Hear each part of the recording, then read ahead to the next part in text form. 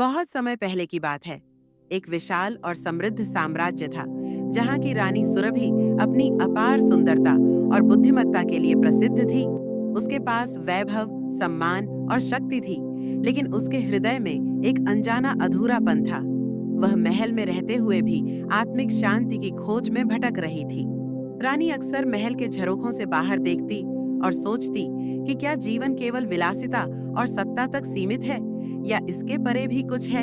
एक दिन उसने सुना कि राज्य के घने जंगल में एक सिद्ध महायोगी रहते हैं, जिनकी सिद्धियों और ज्ञान की चर्चा पूरे प्रदेश में थी।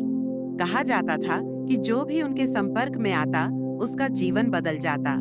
रानी को लगा कि शायद यही वह व्यक्ति हैं जो उसके सवालों के जवाब दे सकते हैं। उसने राजा से अनुमति ली और अपने सेवकों के साथ साधु के आश्रम पहुंची।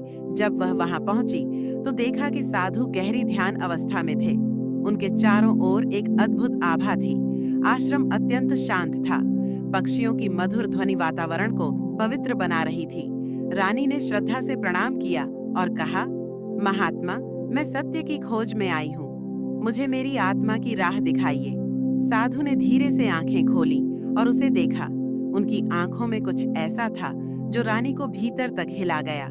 यह सिर्फ एक संत की आंखें नहीं थीं, यहाँ कुछ और भी था। यह दृष्टि जैसे रानी के हृदय में गहरे उतर गई। उन्होंने कहा, रानी, यह पहली बार नहीं कि तुम मेरे पास आई हो। रानी चौंक गई। आपका क्या मतलब है? साधु बोले, क्या तुम्हें कभी ऐसा नहीं लगा कि कोई तुम्हें सदियों से बुला रहा है? रानी कुछ सोचने लगी। सच में कई बार उसे ऐसा एहसास हुआ था जैसे कोई अदृश्य शक्ति उसे बुला रही हो, लेकिन यह कैसे हो सकता है?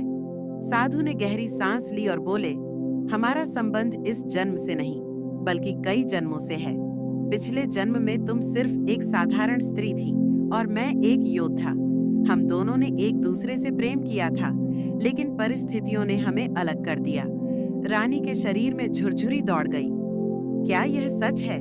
साधु ने कहा, मैंने तुम्हें खोजने के लिए कई जन्मों तक तपस्या की और अब तुम मेरे सामने हो।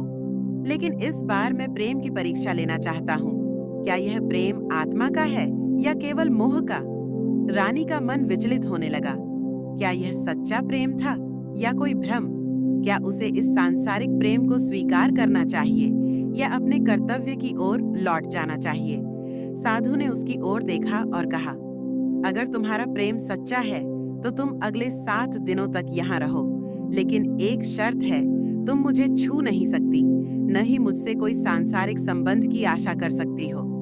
रानी ने यह चुनौती स्वीकार कर ली। 7 दिनों तक वह आश्रम में रही। जैसे जैसे दिन बीतते गए, रानी का मोह धीरे धीरे समाप्त होने लगा और उसका प्रेम एक शुद्ध ऊर्जा में बदलने लगा। वह साधु के प्रवचनों में मग्न होने लगी और धीरे धीरे उसे प्रेम का एक नया रूप समझ में आने लगा। यह प्रेम केवल देह तक सीमित नहीं था, बल्कि आत्मा से आत्मा का संबंध था। 7वें दिन उसने महसूस किया कि सच्चा प्रेम पाने में नहीं, बल्कि समर्पण में है। रानी ने साधु को प्रणाम किया और कहा, मैं अब समझ गई हूँ कि सच्चा प्रेम आत्मा से होता है, न कि शरीर से। साधु मुस्कुराए और बोले, तुम्हारी यह सीख ही हमारी कहानी का अंत नहीं, बल्कि एक नई शुरुआत है। शायद अगले जन्म में हमारी राहें फिर मिलें। रानी ने अंतिम बार उनकी ओर देखा और फिर अपने महल की ओर चल पड़ी। लेकिन अब वह पहले जैसी नहीं थी। वह बदल चुकी थी, आत्मज्ञान पा चुकी थी।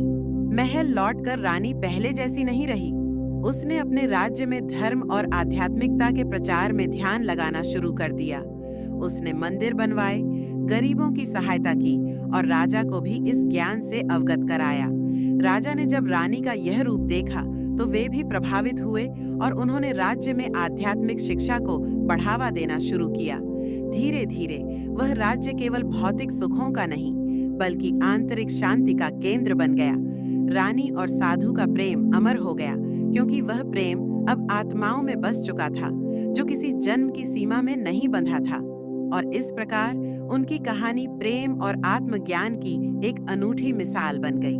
क्या यह प्रेम था या फिर एक अनसुलझा रहस्य? यह तो समय ही बताएगा।